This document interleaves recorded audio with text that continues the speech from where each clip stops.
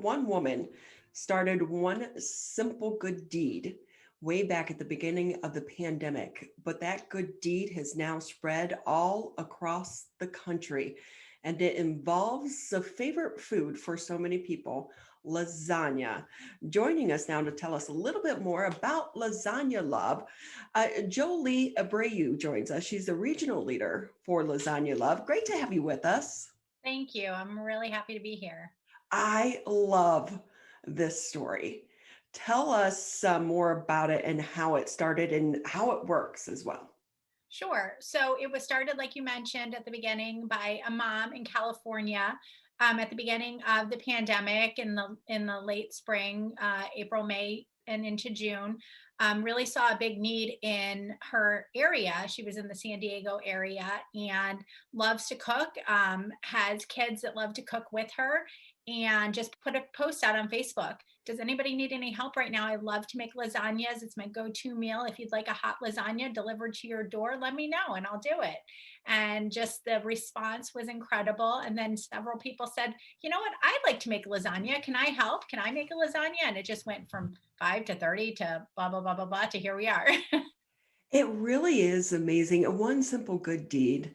Mhm. And I think, it's not just people experiencing food insecurity, but you think about too, the Yeah. stressed workers, that are on the front lines or just unable to really try to take that break because they're trying to handle a job, but also teach their kids. And so it can be so stressful. And even if it's just that Mhm. one meal that you don't have to cook can really give a family a break.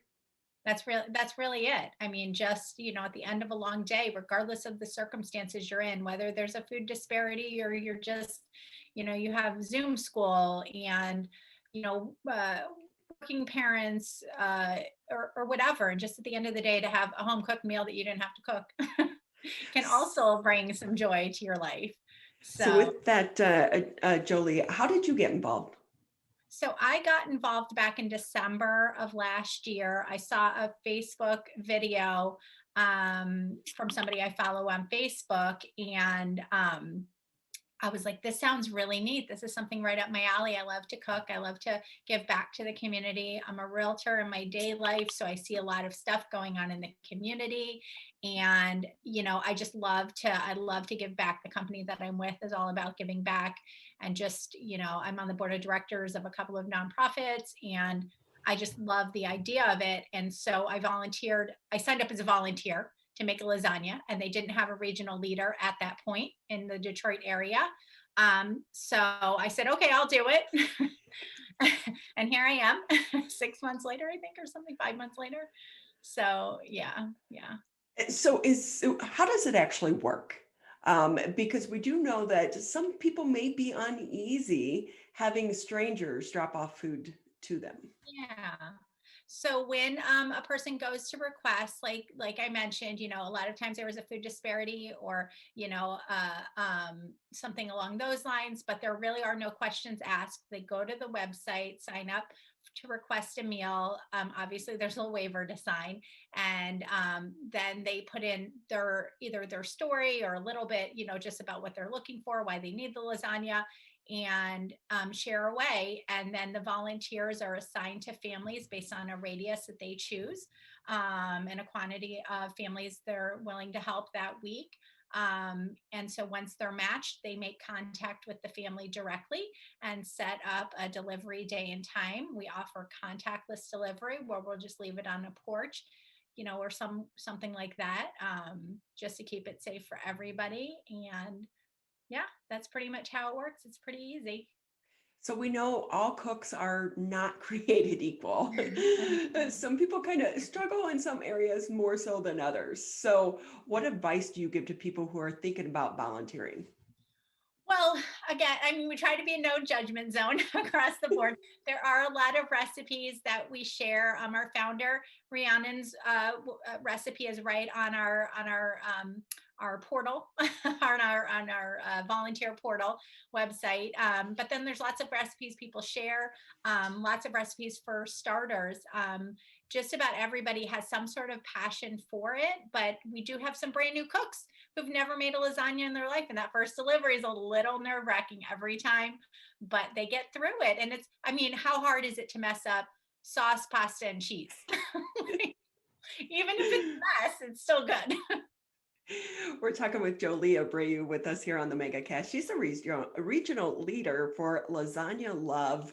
And, but with that too, we know some people are maybe sensitive to certain items. So can you kind of custom make it for an individual or for a family? Yes, we do. We do ask allergy. We do recommend no severe allergies because we aren't, cooking in commercial kitchens with those kind of, resources.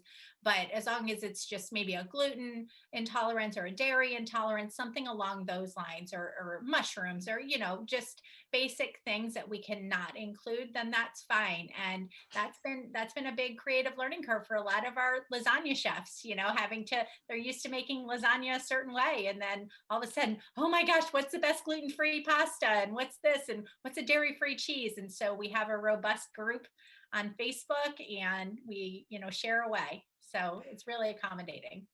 So, as we kind of continue on this pandemic roller coaster ride, how strong is this effort still going? It's actually still going very strong. I think there has been a little bit of a pivot over the past, couple weeks, month, we'll see how it goes over the next, but the general concept behind Lasagna Love is really about spreading kindness. And we all were asked several months ago to sign a kindness pledge. And we have other ways of giving back. And if our volunteers don't get matched that week, we have a lot of lists of suggestions that they can do.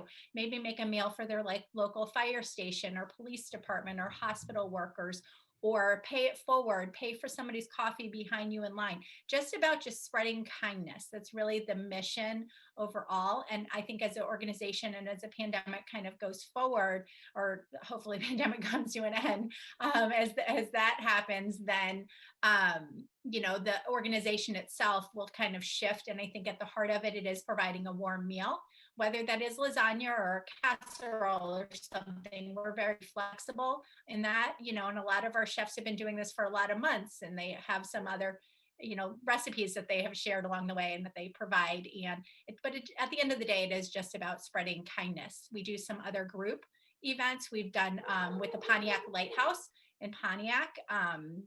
We are working with the Detroit Fridge right now, and we have an event this Sunday, well, this coming week, with St. Moses Church in Detroit as well, that we're providing 250 meals for that. So, there's gonna be a place for Lasagna Love going forward. So, with that, too, Jolie, what have you gotten out of this over the Um, past 5 months? I mean, the feedback, the very first delivery that I made, I still like it, still like kind of makes me so like excited, kind of chokes me up a little. I remember I made the delivery and they were so grateful. And when I got home, I was just jumping up and down from just the sheer joy that I was able to do by spending an hour of my day, an hour and a half, making this lasagna, delivering it to their house, and I could just feel the impact that I was making. And so I see those stories on a daily basis. I get replies back from my volunteers or on our Facebook group, and just seeing just the amount of joy and kindness that we're spreading. And there's something about lasagna as well. It gives you that feeling of a home cooked meal, but it's like you said, it's easy enough of a dish that pretty much everyone can participate. That's right. We've had college students that have requested because they're away from home and they're in a dorm room and they just want a home cooked meal, and so it's that idea, seniors that are living by themselves. There's all kinds of scenarios where exactly that, just that, the warmth, the comfort. I really do hope this continues on because it's a little bit different take on just trying to, maybe help with the local soup kitchen. It's directly to a family in need, and we know during the pandemic, so many families have suffered, but a lot of them too for the first time, and they've been maybe embarrassed to reach out, and this is a good way to do that. Yeah, absolutely. It's very easy. It's very, like we said, contactless. All the information is private. And yeah, it's just been a really great thing to do in the community and all over the country. So when you make a lasagna for another family, are you eating lasagna that night as well? And how much lasagna have you eaten over the past few months? I know a lot of times we actually have this ongoing thing in our Facebook group about what to do with leftover noodles. Like there's lasagna chips. Yes. If you didn't know that was a thing, I make lasagna roll-ups a lot when I'm doing it. Because the house just smells so good. Everybody else is like, "Well, where's our lasagna?" So I try to multi-purpose my ingredients a lot. So yeah, but it's good. Like I said, it's cheese and pasta and sauce. Who doesn't love it on a regular basis? It is true though. Why is it? It always seems like there are extra noodles. There's always extra noodles and broken noodles. And I've learned some fun tips. Did you know that you didn't have to cook a regular noodle before you made a lasagna? You can put it in uncooked in the pan, just cover it with enough sauce, and it'll cook right in the lasagna. Really? Right. Wow. It's Think a about how much much time that saves you in making a lasagna, right? the mess and the slippery noodle, and you can paint the cheese on the pasta. Yeah. So I've become a better lasagna cook. We're talking with the Jolie Abreu. She is the regional leader for Lasagna Love, a nonprofit that has grown out of the pandemic. It started with one mom in her kitchen making a lasagna and offering it up through Facebook at the beginning of the pandemic. And it has grown into a nationwide movement. And with that, about how many volunteers do you have here in the Metro Detroit area? So now that I had that written down and now I lost it. We have currently, wait, I have it on my phone. We have currently 73,303 volunteers nationwide. We've impacted 292,365 families as of last week, and we should hit the 300,000 mark this week. Wow. Isn't that amazing? Yeah. Yeah, or people, individuals, 300,000 individuals, because we count up the number of people in the family. With that, Jolie, too, do you still need more volunteers? Yes. Yes, we absolutely still need more volunteers. Our biggest areas of need are people that are willing to deliver into Detroit or Warren. That's where we have a tremendous amount of requests. And like I said, we do these group events, so we have lots of opportunity. Yeah, so there's definitely room to grow. We are expanding all over and looking for people in the Flint area as well right now. That would be a huge area. So yeah, that's where we're at. Looking for a new regional leader in Flint. Right? Just tossing it out there. Yeah. More help is needed. Yeah, but it's fun. It's fun. Even the regional leader stuff. It's still a fun thing to volunteer. There's a little more responsibility and organization behind the scenes, but it's very impactful and it's a lot of fun and the community is great and the leadership is great. We're 100% volunteers, and everybody's just super passionate about it and always willing to help. So it's really great. Especially when it's like an individual event that you can do at home with your family and drop it off to another family, because we do know, especially early on in the pandemic, people didn't want to be around other people. So going to volunteer at, the homeless shelter or the soup kitchen, people weren't comfortable doing that in Oh, the sure. beginning of the pandemic. So this is a great way to get involved, even as we're still kind of coming out of, we hope to be the end of the pandemic. Still, we know there are going to be a lot of people that are uncomfortable in group Yeah. settings. So, Well, even our group events, they're not really group events where we're all getting together in a group. We're just dropping off. So the church is distributing this one this week. We're delivering. A lot of us are delivering on Sunday. They have a freezer ready to go to store, and then they're distributing on Friday. So we're just dropping the food off so people can go at their own availability. So yeah, so it's still been it's been very good for people that are a little hesitant. so I do think every time we make a lasagna, because it's just my husband and I, it seems like we're eating lasagna for the next week, because you can't just make a small lasagna. It's hard. It's hard. You can make a loaf pan. We've learned that. So you can do a little loaf pan lasagna, but then a loaf pan for two people is still not enough lasagna. Let's be real. So, and it's always better the next day. So you make it, and then freeze it and take it out in a couple days and it's fine. Well, have you been able to talk to some of the people on the receiving end? And are they becoming more open to ask Mhm. for help? Because we know that there's always been such a stigma attached to asking for assistance, and there's a lot of pride. But during the pandemic, we know people have had to, and I think it's okay because we know so many people lost their jobs, or their hours were reduced, things of that nature. So do you see people are being more willing to open up and talk about their need? Yeah, I think so for sure. We actually had somebody that we interviewed a few weeks, a couple month or so ago, that had had surgery. And it was that kind of thing. And they just knew that they weren't going to be able to have a home cooked meal or, and that sort of thing. And it really kind of helped.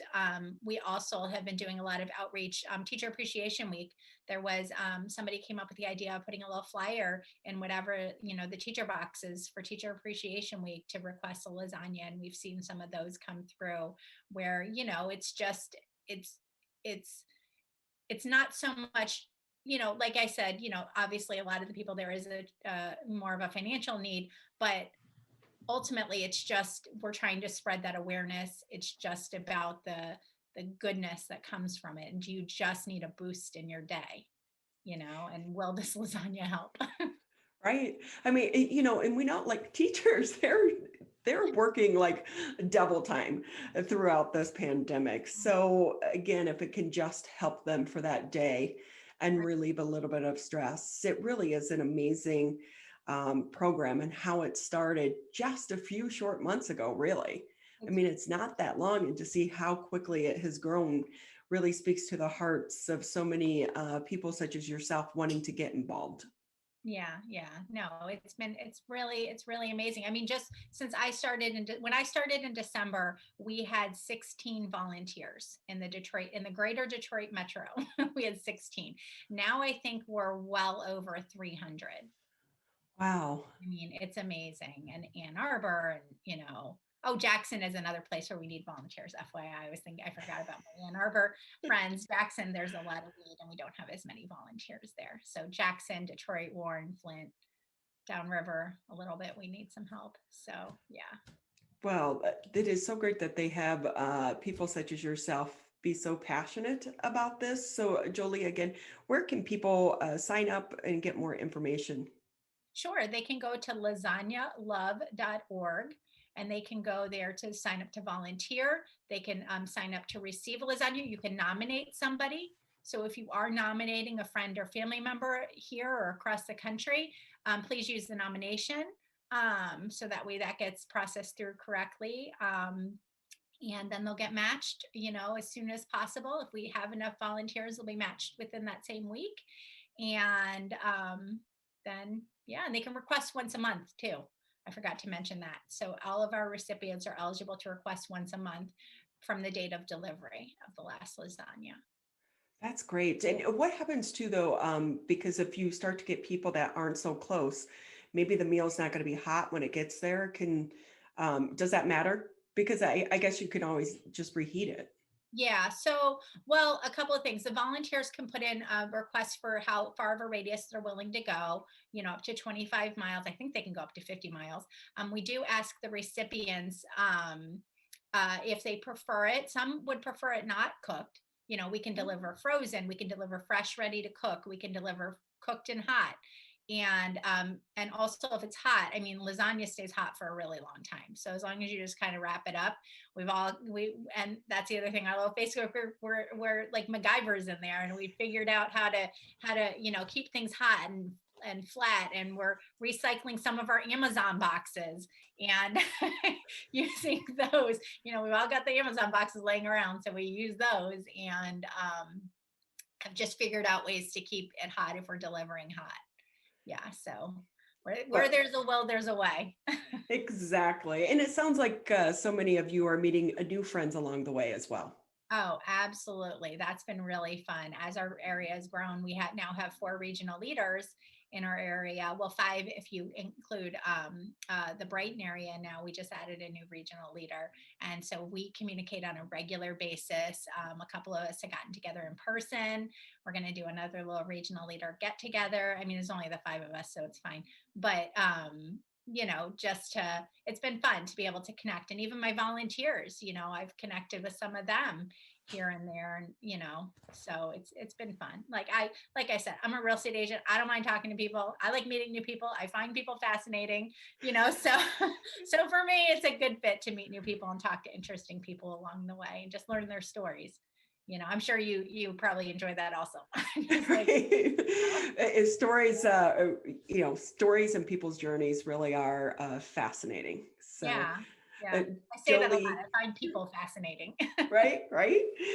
Jolie Abreu with us. She's the regional leader, Lasagna Love. We so appreciate your time, and we wish you continued success and that this sticks around long after the pandemic as well. Thank you. I appreciate it. Thank you.